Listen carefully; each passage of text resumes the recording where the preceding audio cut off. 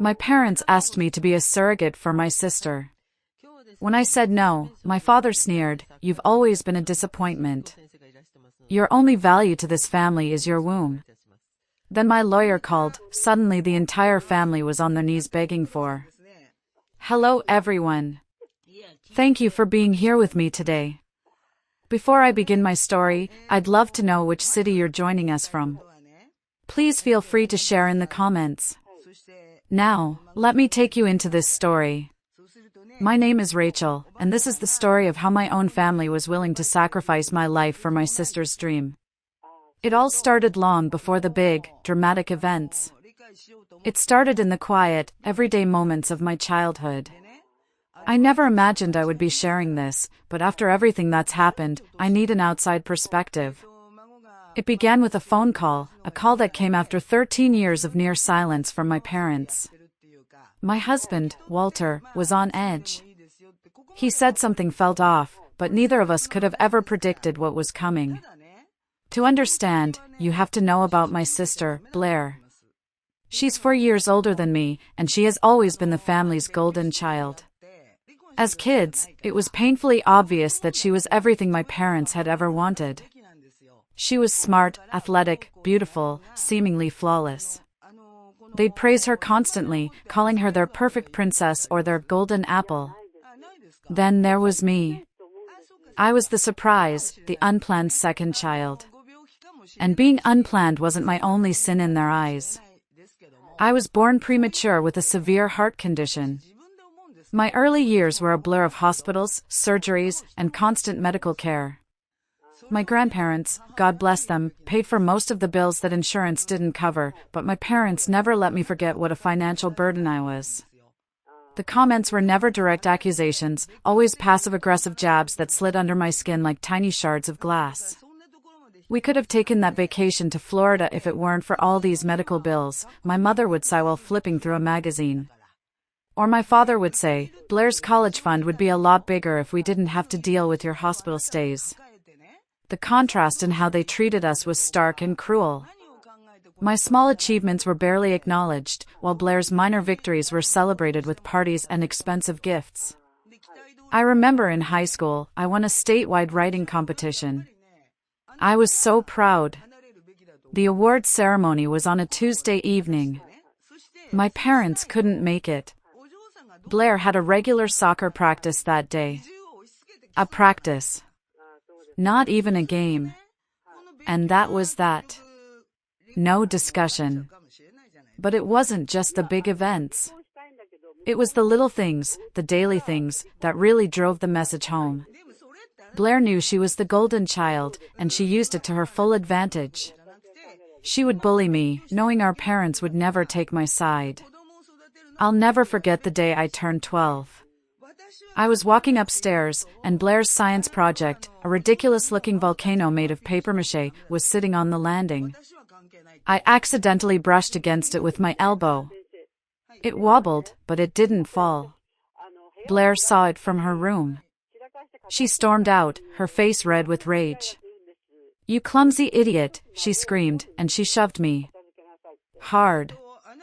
I lost my balance and tumbled down half a flight of stairs. I landed in a heap at the bottom, the air knocked out of me. A huge, ugly bruise bloomed on my back that week, a deep purple and green monstrosity that hurt every time I moved. When I tearfully told my mother what happened, she barely looked up from her crossword puzzle. Her response? "Well, Rachel, you should be more careful around Blair's things." That was it. No concern for my pain, no punishment for Blair. Just another reminder that I was less valuable than her sister's possessions. My only escape was school, but even that was a struggle. My health problems meant I missed a lot of class. While Blair was getting straight A's and breaking records on the soccer field, I was fighting to maintain mediocre grades between hospital stays. The comparisons were constant. Why can't you be more like Blair?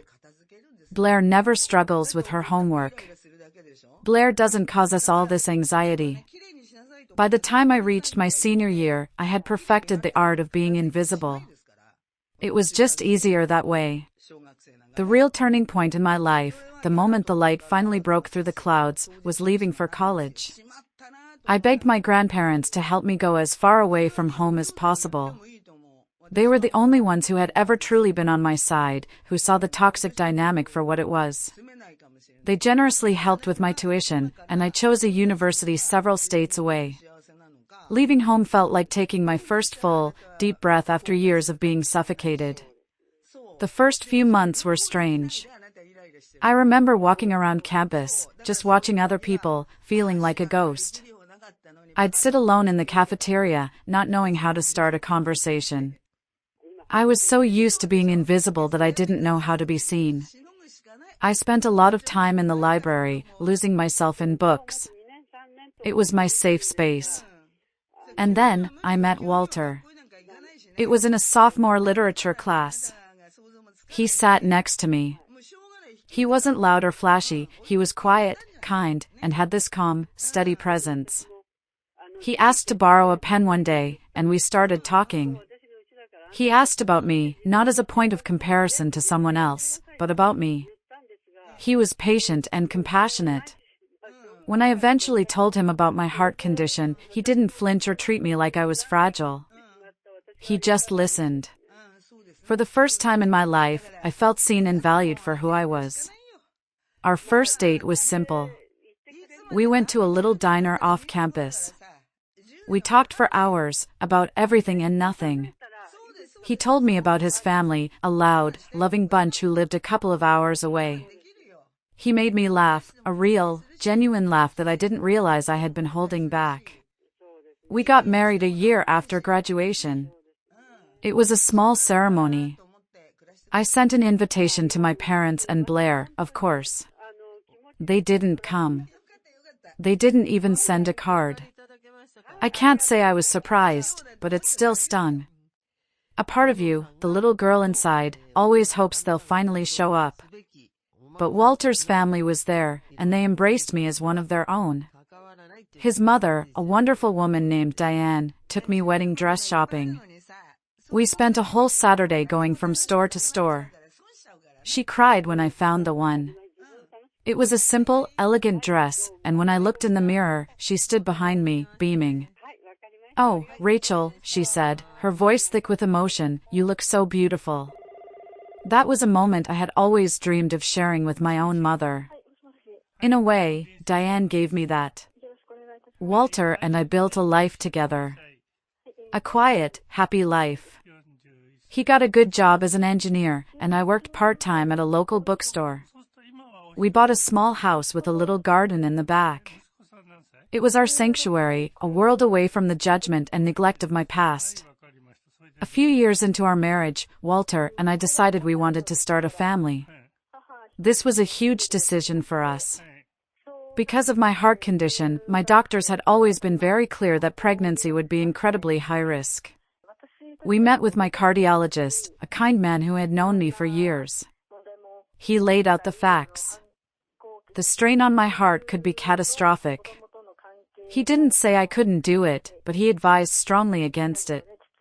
Walter and I talked about it for weeks. We discussed adoption, other options. But there was a deep-seated desire in both of us to try.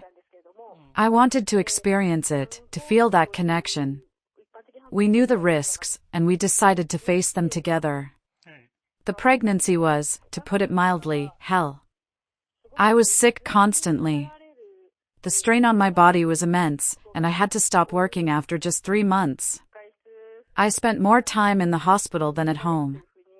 There was one night, around the 7-month mark, that I still have nightmares about. I woke up struggling to breathe, a crushing weight on my chest. Walter rushed me to the emergency room. The machines started beeping frantically, doctors and nurses were yelling. I remember seeing the terror in Walter's face before everything went blurry. They managed to stabilize me, but I had to stay in the hospital for the rest of the pregnancy. The delivery was even worse. It was a terrifying, near-death experience. There was a moment during labor when my heart began to fail. I remember the panic in the room, the doctor shouting orders. I faded in and out of consciousness. The last thing I remember thinking was, I'm not going to make it. But somehow, I did. I barely survived, and our son, Leo, was born healthy and screaming his little lungs out. Holding him for the first time, all the pain and fear melted away. He was perfect. He was our miracle. But the doctors were very, very clear afterward. My cardiologist sat down with Walter and me in my hospital room. He looked at me with grave eyes and said, "Rachel, you are incredibly lucky. But your heart cannot go through that again. Another pregnancy will kill you." There was no ambiguity in his voice. It wasn't a warning, it was a certainty. Walter and I were just fine with that. We were so happy with our little family. We had each other, our beautiful boy, and a peaceful life. My only contact with my parents and Blair was the occasional, superficial phone call and holiday card. The distance was healing. I thought that chapter of my life was finally closed. I was wrong. It was just the calm before the storm. The phone call came on a Tuesday afternoon. It was my mother. Her number flashed on the screen, and my stomach immediately clenched. We hadn't spoken in months. "Rachel," she said, her voice oddly cheerful. "Your father and I need to talk to you about something. It's important. Can you and Walter come over this weekend?" I hesitated. Walter, who could read me like a book, saw the look on my face and shook his head slightly. But a part of me, that old, familiar feeling of obligation, took over. I agreed. Against my better judgment, we drove the 2 hours to their house that Saturday. The house was exactly as I remembered it, spotless, cold, and filled with pictures of Blair. Blair's graduation, Blair's soccer trophies, Blair's wedding. There was one small, framed photo of me and Walter on a side table, almost hidden from view. They sat us down in the living room, the same room where I had been lectured and ignored for so many years. The small talk was excruciatingly awkward. Finally, my mother leaned forward and handed me a thick manila envelope. "We wanted to give this to you in person," she said, a strange, hopeful smile on her face. I opened it. Inside wasn't a letter or photos. It was a stack of legal documents. I scanned the first page. My eyes caught the words surrogacy agreement. I felt my blood run cold. It was a contract. They wanted me to be a surrogate for Blair. I looked up, stunned, unable to form words. My father started talking, his voice calm and matter-of-fact, as if he were discussing a business deal. He explained that Blair and her husband had been struggling with infertility. They had been through multiple rounds of IVF with no success. This was their last hope. My parents had already consulted with doctors, their doctors, and lawyers. They had all the paperwork ready. They were presenting it to me as a finished plan, a decision that had already been made. As if I had no say in the matter. I just stared at them. My mind was reeling. You know I can't," I finally stammered. "You know about my heart," the doctors said. I almost died having Leo. They said another pregnancy would kill me. My mother's face crumpled, not with sympathy, but with theatrical tears. "Oh, Rachel, how can you be so selfish?" she sobbed, pulling a handkerchief from her sleeve. "Blair has wanted to be a mother her whole life. This is her only chance. Her heart is broken." I felt like I had been punched in the gut. Selfish? They were aware of my medical history. They knew I had a child who needed his mother. They knew they were asking me to risk leaving my son an orphan. But none of that mattered. All that mattered was giving Blair what she wanted. My father chimed in, his voice turning hard. "After everything this family has done for you, we think you owe us this. You owe your sister this." Owe them? What had they done for me? The medical bills they loved to hold over my head were paid by my grandparents. The emotional support I so desperately needed came from Walter and his family. All my parents had ever done was make me feel like I would never be good enough, that I would always be second best to Blair. I stood up, shaking. Walter put a protective arm around me. I couldn't speak past the lump in my throat. I just looked at these two people who were supposed to love me, who were calmly and rationally asking me to sign my own death warrant for my sister's sake, and I felt nothing but a profound, hollow emptiness. We walked out of that house, my mother's accusation of selfishness echoing in my ears, and I cried for the entire 2-hour drive home. The days that followed were a nightmare. The moment we got home, Walter was furious. Not just at their request, but at the chilling, absolute disregard for my life. "That's it, Rachel," he said, his voice tight with anger. "We're done.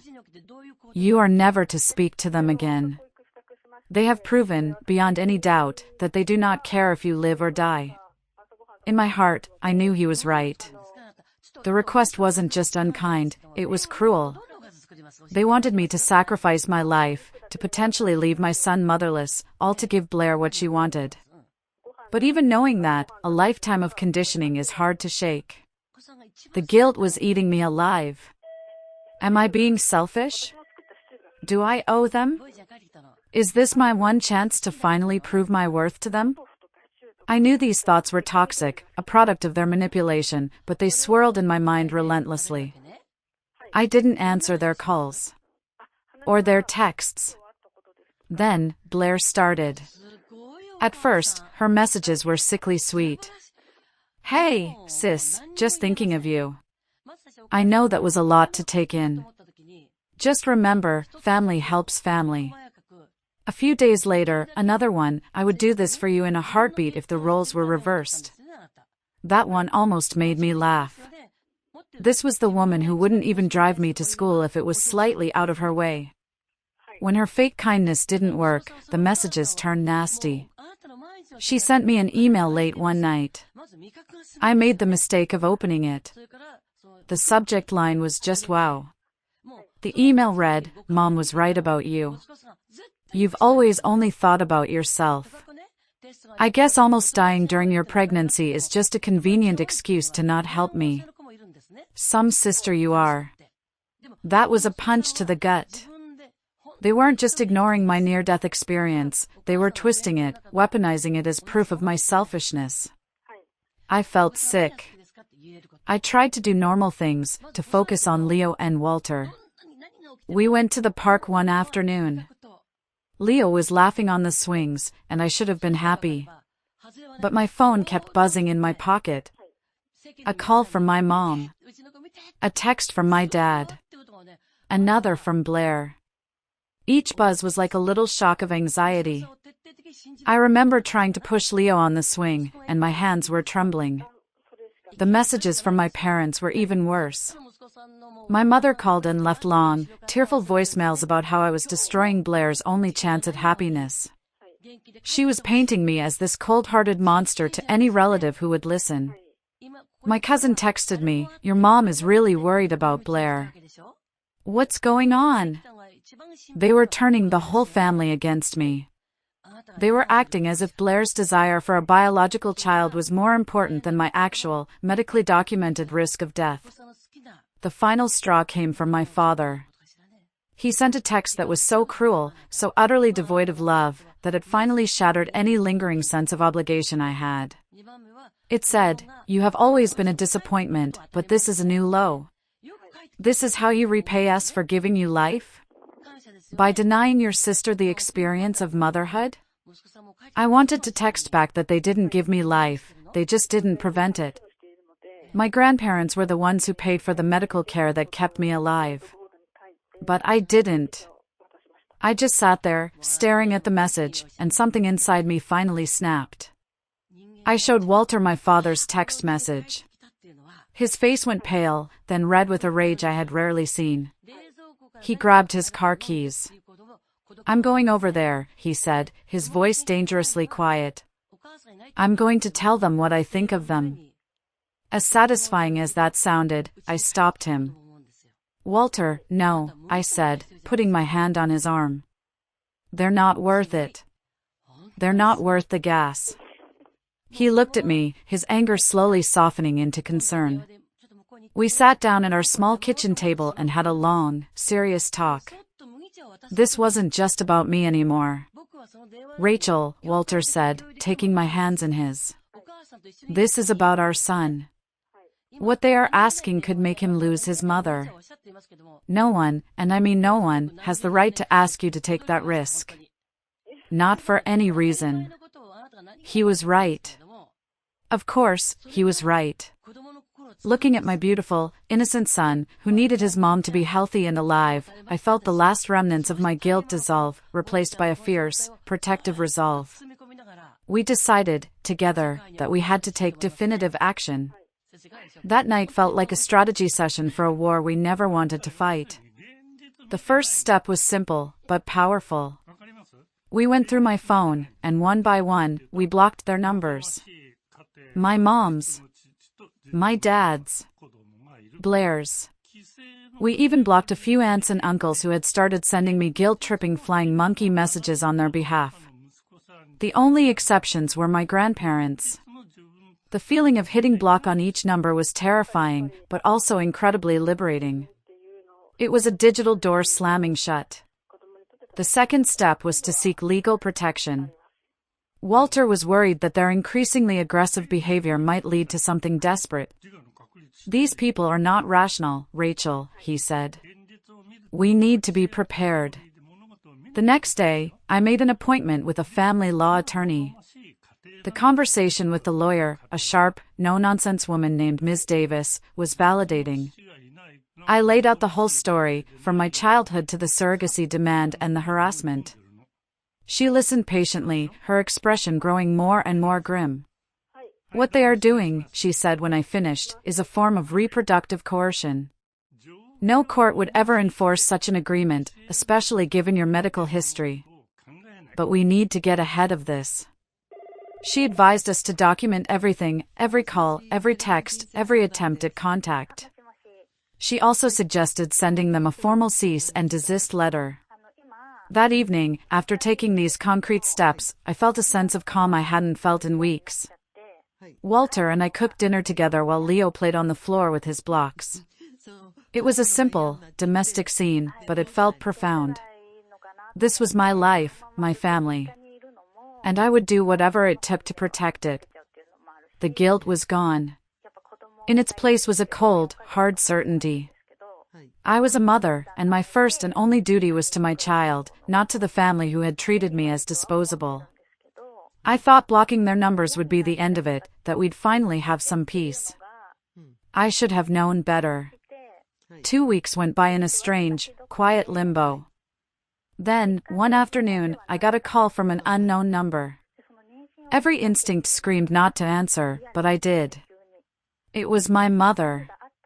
Rachel, we need to talk, she said, her voice strained.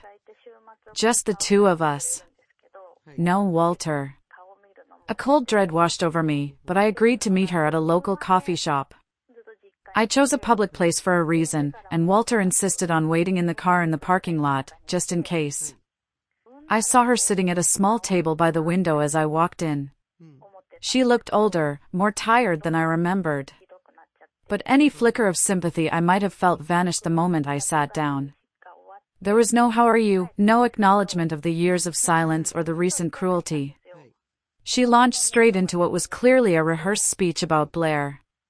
Your sister is devastated, Rachel, she began, stirring her coffee with a clinking sound that grated on my nerves. She's just withering away from the grief of not being able to have children. She pushed a business card across the table. It was for a high-end fertility specialist in the city. The doctors say this is her last chance. This expert says you and Blair are a perfect match for surrogacy. I took a deep breath. Mom, I told you. My own doctors, who have my entire medical history, have forbidden me from getting pregnant again. It's too dangerous. She waved her hand dismissively, as if I were complaining about a minor inconvenience. Oh, doctors are always overly cautious, she said breezily. Blair's specialist says the risks are manageable. They can monitor your heart condition closely. Manageable. The word hung in the air between us. She was talking about my life, my heart, as if it were a variable in an equation that could be managed. The conversation then took an even more sinister turn. She started talking about family legacy, about the importance of carrying on the family line. And then she said it, the words that finally revealed the ugly truth I had known my whole life. Blair deserves to pass on our genes more than you do, Rachel. She's the strong one. The healthy one. She said it so calmly, so matter-of-factly. All those years of feeling like damaged goods, of being the flawed child, it wasn't in my head. It was their truth. I felt a strange sense of peace wash over me. It was the peace that comes from finally having your worst fears confirmed. I stood up to leave. Her face twisted into a sneer. I should have known you'd be difficult about this, she hissed, her voice low and venomous. You've always been jealous of Blair. This is your chance to finally do something for this family, and you're throwing it away. As I walked out of that coffee shop, leaving her sitting there alone, I didn't feel angry or hurt. I felt free. For the first time, I saw my mother clearly. Not as a parent who had failed to love me enough, but as someone who had never seen me as a person at all. I was just a tool, a means to an end for Blair's benefit. On the drive home, Walter asked how it went. I told him everything. After a long silence, he reached over and took my hand. You know what? He said. They don't deserve you, Rachel. They never have. And I knew he was right. The cease and desist letter our lawyer sent seemed to pour gasoline on the fire. My father, unable to reach me directly, started sending threatening messages from different burner phone numbers. You have broken your mother's heart. There are consequences for your actions. We will not let you destroy this family. Each message was more menacing than the last. Then came the call from my grandmother. Her voice was trembling. Rachel, I overheard your parents talking to an attorney. They're looking for legal ways to force you to do this. She said they were talking about family obligation laws and medical rights.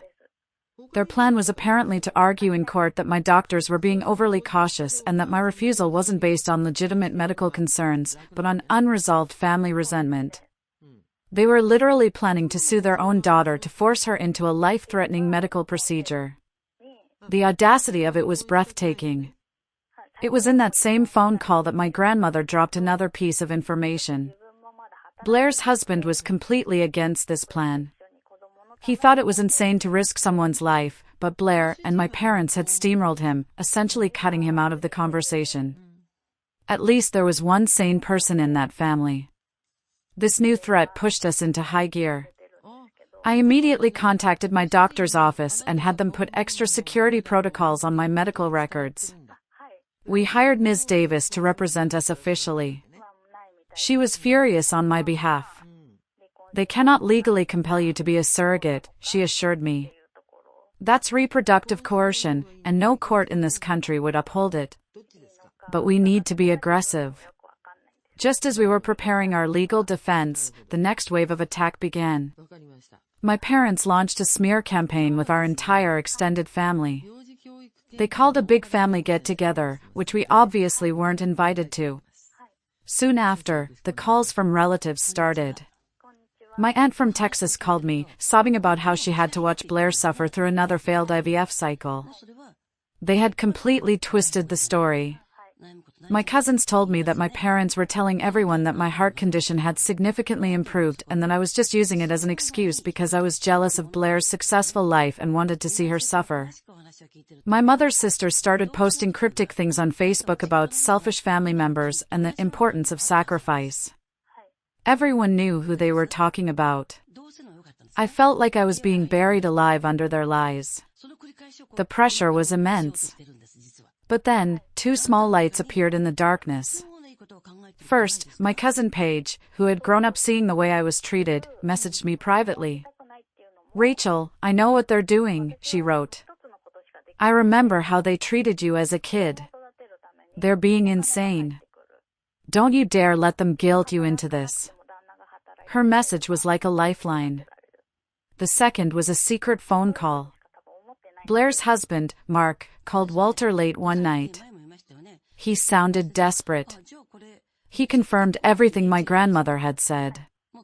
He told Walter he was trying to reason with them, but they were so obsessed with their goal they weren't listening to anyone. He was worried they were all going to end up in serious legal trouble. That was it. I was done being the quiet victim. I was done letting them control the narrative. That night, Walter and I sat down and crafted a mass email. We sent it to my entire extended family. It contained no drama, no accusations. It contained only the cold, hard facts, a summary of my heart condition, a direct quote from my cardiologist about the mortal risks of another pregnancy, and a scanned copy of the specialist's official recommendation. I ended it by stating that I would no longer be discussing surrogacy and that any further harassment would be handled by my lawyer. Then, I hit send. It was my truth bomb. After sending that email, I took the final step. With Walter's help, I blocked every single member of my family, with the exception of my grandparents and my cousin Paige. We created new, private social media profiles under a different name, for close friends only. It felt drastic, almost like entering witness protection, but it was also incredibly freeing. The constant buzz of anxiety from my phone was gone. There was just silence. The reaction to the email was, as you might expect, a mixed bag. A few relatives sent apologetic messages to Paige to pass on to me, saying they hadn't known the full medical reality. Most, however, just went silent. They were likely too embarrassed to admit they had been duped or too loyal to my parents to go against them. My mother's final message to me came through my grandmother. My grandma read it to me over the phone, her voice heavy with sadness. "You have let this family down for the last time," my mother had written. "You put your own selfish needs ahead of your sister's happiness. Do not expect to be welcomed back." As I listened to those words, I expected to feel pain. Instead, I felt a tremendous wave of relief. It was a confirmation of everything I had always known. My only value to them was what I could do for Blair. Now that I was useless, I was discarded. The door had finally closed. Life settled into a new, peaceful rhythm. I started sleeping better than I had in years. Walter said he saw a change in me, that I was laughing more freely, smiling more. In this new, drama-free environment, our son Leo was thriving. We started a new family tradition of Sunday board game nights. It was during one of these nights, watching Leo squeal with laughter as he beat Walter at Candyland, that it hit me.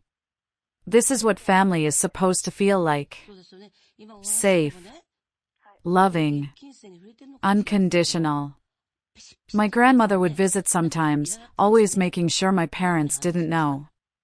On one visit, she brought a box of old photos she had kept, pictures of me as a baby that I had never seen. Looking at them, I saw a happy little girl, unaware that she would spend decades trying to earn an affection that should have been freely given. I felt a surge of protectiveness for that little girl. I was finally giving her the protection she had always needed from the people who were supposed to provide it. And I was protecting the family I had now, the family I had chosen. About a month after I sent the mass email, just when I thought the story had reached its quiet, sad conclusion, everything exploded. The truth, as they say, has a way of coming out. And it did, in the most spectacular fashion imaginable. It started with a call to my lawyer, Ms. Davis. It was from the legal department of Blair's fertility clinic. They had been conducting an internal review after my parents had made some noise about their uncooperative stance. As part of that review, they requested my official medical records from my cardiologist. What they received was, of course, a stark contrast to the documents my parents had provided them. The clinic's legal team informed Ms. Davis that my parents and Blair had submitted forged medical records, a version that deliberately omitted my severe heart condition and the life-threatening complications of my previous pregnancy. They had committed medical fraud. The clinic was already in the process of filing a formal report. I was stunned. I knew they were manipulative, but I never thought they would stoop to committing an actual crime. But that was only the first domino to fall. The second one came just hours later, and it brought the whole rotten structure crashing down. Blair's husband, Mark, had finally had enough. He went into the extended family group chat, the one I was no longer a part of, and he detonated a truth bomb of his own. Paige sent me screenshots. His message was long and detailed. He revealed how my parents and Blair had conspired to conceal my health condition from the doctors. He disclosed that Blair was fully aware of my near-death experience during my pregnancy but had purposely downplayed it to everyone, including him. He wrote that he could no longer be married to someone who would commit fraud and knowingly endanger her own sister's life for her own desires. The response from the extended family was instantaneous and overwhelming. Suddenly, the aunts and cousins who had been posting cryptic, judgmental messages were silent. My aunt from Texas, the one who had cried to me on the phone, called me, sobbing again, but this time with apologies. She said she had no idea about the medical fraud, that she had been completely manipulated. A number of family members immediately stopped all communication with my parents and Blair, describing their behavior as monstrous and illegal. It was a complete and total reversal. The perfect facade they had spent a lifetime building had shattered in a single afternoon, brought down by their own deceitful actions. If you're still listening to this, I just want to say thank you. If you've been on this journey with me up to this point, please help me out by liking this video and commenting with the number 1 down below. It lets me know that you've given me a like, and it tells me that you're standing with me through all of this. Your support is an incredible encouragement for me. Please, comment with the number 1, and let me tell you what happened next. The fallout was swift and brutal. The perfect family portrait my parents had so carefully curated was ripped to shreds. Mark filed for divorce from Blair the following week.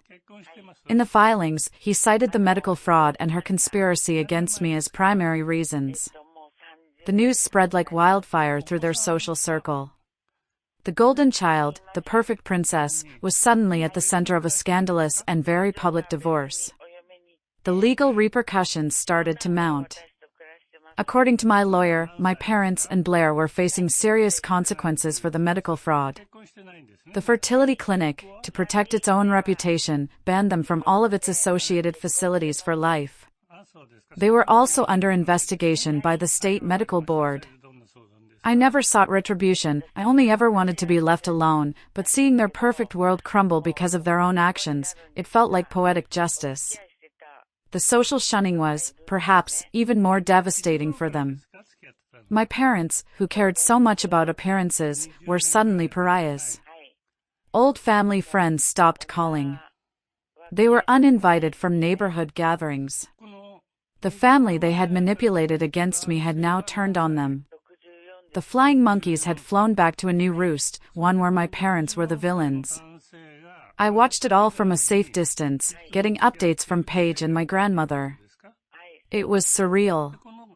These people who had wielded so much power over my life, who had controlled me through guilt and shame, were now completely powerless. They had spent their lives trying to control everyone around them, and in the end, their obsession with control led to their own self-destruction. They did this to themselves. I was just living my best life, with people who genuinely valued me, far away from the wreckage they had created.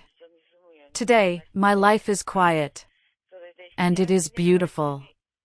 The constant knot of anxiety that used to live in my stomach is gone. I wake up in the morning, and the first thing I feel isn't dread, but peace. Walter and I are stronger than ever. Leo is a happy, thriving 7-year-old who knows nothing of this drama, only that he is loved fiercely by his parents. My relationship with my grandparents and Paige is closer than ever. They are my family. They, along with Walter's incredible family, have shown me what true, unconditional love looks like. It isn't about what you can do for someone, it's about loving them for who they are. I sometimes think about Blair and my parents. I don't feel anger anymore, just a kind of sad pity. They had a daughter who, despite everything, would have loved them if they had only let her. But they couldn't see past their own ambitions, their own obsession with perfection. I heard through my grandmother that Blair never remarried and that my parents have become reclusive and bitter. Their perfect story had a very ugly ending. To anyone out there watching this, to anyone who has ever been made to feel like they are not enough, that their needs don't matter, that they are the problem in a toxic family, please hear me. It is not selfish to protect yourself. It is not selfish to draw a line in the sand and say no more. Your health, both mental and physical, is important. Your life has value. Walking away from people who don't love you enough to respect your life can be the bravest and most loving thing you can ever do for yourself. You are not obligated to set yourself on fire to keep others warm. Thank you. Thank you for listening to my story. Your support, your comments, your simple act of being here has been more helpful than you can ever know. It showed me that I'm not alone. And I hope, in some small way, my story can do the same for you.